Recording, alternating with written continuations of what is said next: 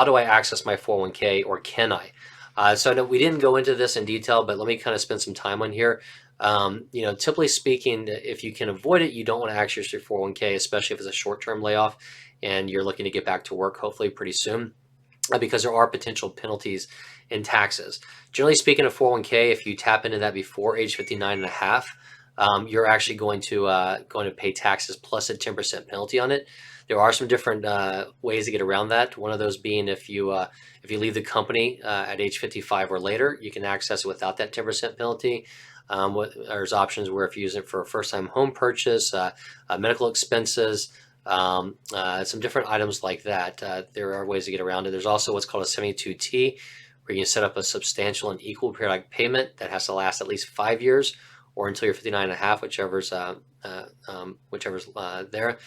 And so there's some different options to look at. Some of those are in the 401k, some are in the IRA, so it's important to kind of know this. But if you are going through this, again, it's best to run that cash flow analysis, give us a call, and we can uncover all these different options for you and go through the options. And we've worked with some people where we've even bridged the gap where they've left the company, worked at a different company just part-time, so they can become considered an employee, and made it to age 55 so they could roll their 401k over and get access to that. So there are some different ways to kind of look through all this. But with